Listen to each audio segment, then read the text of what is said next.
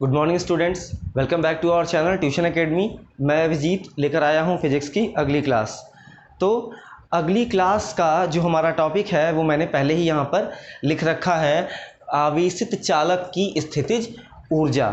ठीक है, और इसको अगर इंग्लिश में हम जानना चाहें तो potential energy of a charged conductor. ठीक है, आज हम इसी के बारे में डिस्कस करेंगे। इससे पहले मैं आपको बता देना चाहता हूं कि हम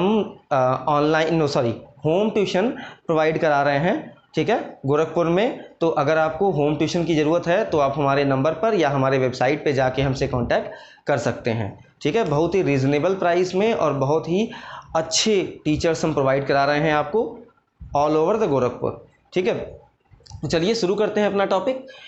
ठीक है, हमारा टॉपिक क्या है? आवेशित चालक की स्थितिज ऊर्जा, मतलब potential energy of a charge conductor. ठीक है, हमको किसी भी चार्ज कंडक्टर के लिए उसकी पोटेंशियल एनर्जी निकालनी है। तो सबसे पहले हम इसकी डेफिनेशन जान लेते हैं, परिभाषा जान लेते हैं कि क्या होती है। ठीक है, किसी भी कंडक्टर को, किसी भी चालक को इनिशियल स्टेट से, प्रारंभिक अवस्था से पूरी तरह चार्ज करने में जो किया गया कार्य होता है वही क्या होती है? स्थितिज ऊर्जा कहलाती है। ठीक है, देखिए स्थितिज ऊर्जा या पोटेंशियल एनर्जी क्या होती है? उसके पोजीशन या स्टेट की वजह से, मतलब उसकी स्थिति के कारण जो उसमें ऊर्जा होती है वही क्या होती है? नॉर्मली इसकी स्थितिज ऊर्जा होती है। लेकिन इलेक्ट्रिसिटी में जब हम विद्युतिकी पढ़ते हैं तो उसमें थोड़ा सा अंतर ये आता है। जैसे मान लीजिए कि हमारे पास कोई कंडक्टर है, कोई चालक है। ठीक है, ये मान लिया हमारे पास क्या है? एक चालक है। ठीक है, और हमको इसकी पोटेंशियल एनर्जी मतलब स्थितिज ऊर्जा का पता लगाना है। ठीक है, तो क्या करना पड़ेगा? हमको चार्ज करना पड़ेगा इसको। हम क्या करेंगे? थोड़ा थोड़ा इसको चार्ज देंगे। मान लिया हमने इसको DQ चार्ज दिया, ये क्या हो गया?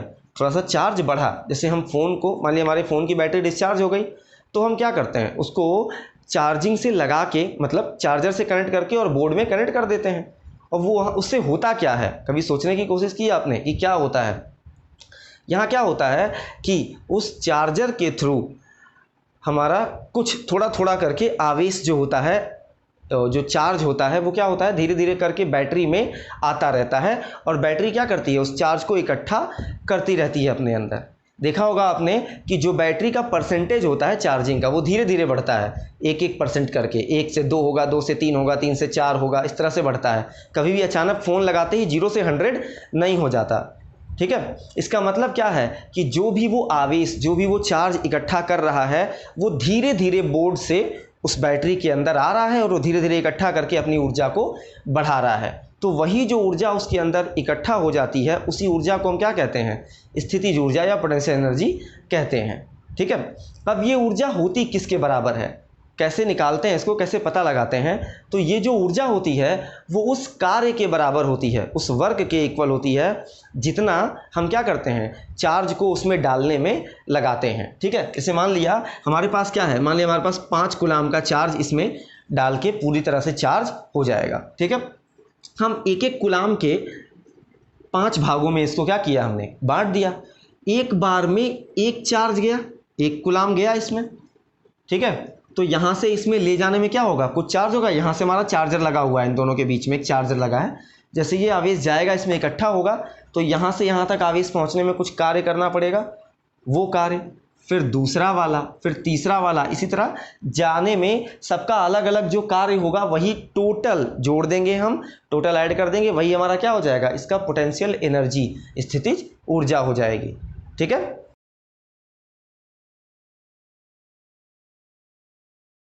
तो चलिए अब अपनी प्रूविंग स्टार्ट करते हैं हम। ठीक है, मान लिया कि यहाँ पे क्या है? डेफिनेशन मैंने आपको बता दिया है, एक बार फिर से बता देता हूँ कि किसी भी चालक की स्थितिज ऊर्जा उस कार्य के बराबर होती है जो उसको प्रारंभिक अनावेशित अवस्था से चार्ज पूरी तरह से आवेशित करने में किया जाता है। ठीक है, the potential energy of a conductor is equal to the work done to charge that to complete charge that conductor from initial state या initial uncharged state।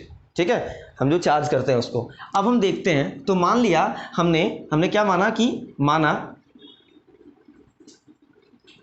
हम क्या करते हैं? एक छोटा सा चार्ज, छोटा सा आवेश इसको देते हैं। ठीक है, तो हमारे पास क्या है, हमने मान लिया कि इसको टोटल क्या कर देना है, कैपिटल क्यू चार्ज, यहाँ लिख देता हूँ, मान लिया हमने क्या करना है, इसको टोटल कैपिटल क्यू चार्ज देना है और इस कैपिटल क्यू चार्ज को हम छोटे छोटे डी क्यू चार्जेस में बराबर भाग में तोड़ लेते हैं। ठीक है, ढेर सारे पार्ट्स में।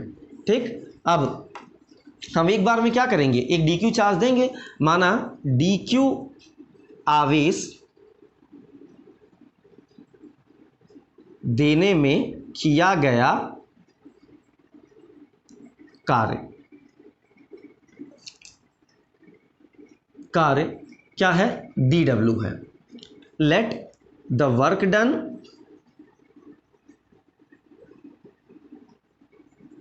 टू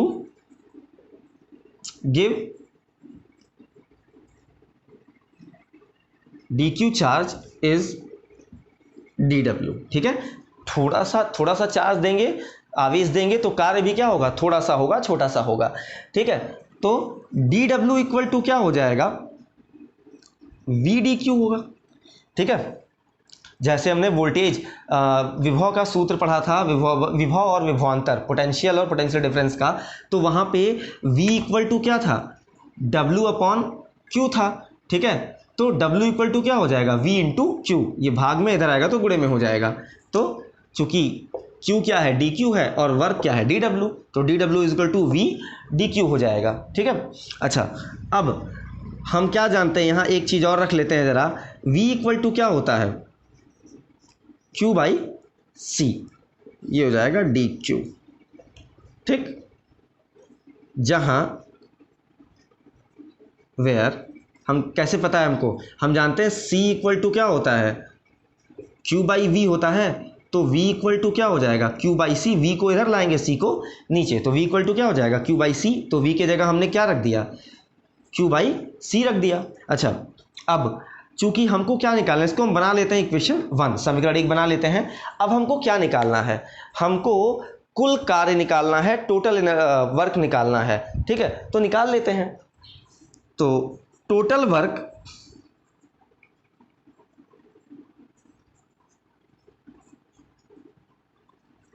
कुल कार्य W बराबर क्या होगा, मैंने पहले भी बताया है कि अगर छोटी चीज़ है हमारे पास और हमको बड़ी सी चीज़ पता करनी है तो हम क्या करेंगे, हम उसका इंटीग्रेशन करेंगे, समाकलन करेंगे। और अगर बड़ी चीज़ पता है, उसका छोटा रूप पता करना है, तो हम क्या करेंगे, डिफरेंशिएशन करेंगे, अवकलन करेंगे। ठीक है, फिलहाल हमारे पास क्या है, छोटी चीज़ पता है हमको DW, और हमको क्या निकालना है, W, बड़ी चीज़ पता करना है, तो ये क्या हो जाएगा, इंटीग्रेशन ऑफ DW।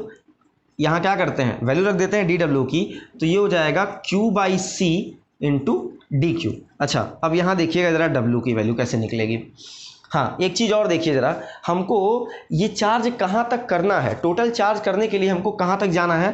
पहले क्या था, हमारा कंडक्टर बिल्कुल डिस्चार्ज था, उस पर कोई भी आवेश नहीं था, लेकिन हमको चार्ज कहाँ तक करना है, अभी मैंने लिख के बताया था कि कैपिटल Q आवेश देने तक चार्ज करना है, तो हमको कहाँ तक लिमिट लगानी पड़ेगी, 0 से कैपिटल Q तक। यहाँ तक हम लगाएंगे तो हमारा जो कंडक्टर है वो पूरी तरह से चार्ज हो जाएगा, मतलब जो चालक है वो पूरी तरह से आवेशित हो जाएगा। ठीक, तो 0 से Q तक लगा दिया। अच्छा, एक चीज़ देखते हैं ज़रा, हमने पहले भी बताया है कि इंटीग्रेशन, समाकलन किसके रिस्पेक्ट में करते हैं, तो Q जो D के साथ यहाँ पर होगा, तो D के साथ क्या है, स्मॉल q, तो स्मॉल q के हिसाब से करेंगे, मतलब इस C का हम इंटीग्रेशन कर नहीं सकते, तो C बाहर आ जाएगा, तो 1 बाई C हमारा बाहर आ गया, इंटीग्रेशन हो जाएगा 0 to Q small q dq।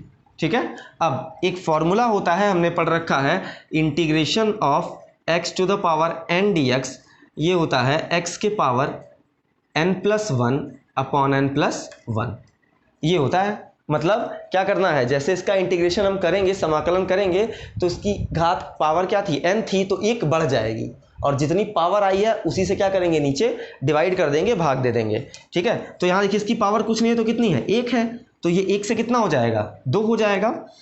तो W इक्वल टू क्या आ गया, 1 by C Q square by 2। हमेशा हम लिमिट बाद में लगाते हैं, अभी लिमिट बचा है 0 टू कैपिटल Q, तो ये हो गया हमारा 0 टू कैपिटल क्यू। ठीक है, हम लिमिट लगाएंगे W इक्वल टू, पहले क्या लगाते हैं अपर लिमिट फिर लोअर लिमिट, तो 1/c ये हो जाएगा q²/2 माइनस 0/2, क्यू की जगह ही रखेंगे लिमिट, 0 हो जाएगा, 0/2 0 होगा, इसमें सब्ट्रैक्ट करेंगे यही बचेगा, तो W इसको सही करके लिख देते हैं 1/2 q²/c। ठीक है, ये हमारा W हो गया, वर्क डन हो गया। ठीक, अब जैसा कि हम परिभाषा से डेफिनेशन से ये जानते हैं कि यही जो वर्क होता है, कुल कार्य होता है, यही हमारा क्या होता है, स्थितिज ऊर्जा मतलब पोटेंशियल एनर्जी के इक्वल बराबर होता है। ठीक है, तो यहां हम लिखेंगे एज वी नो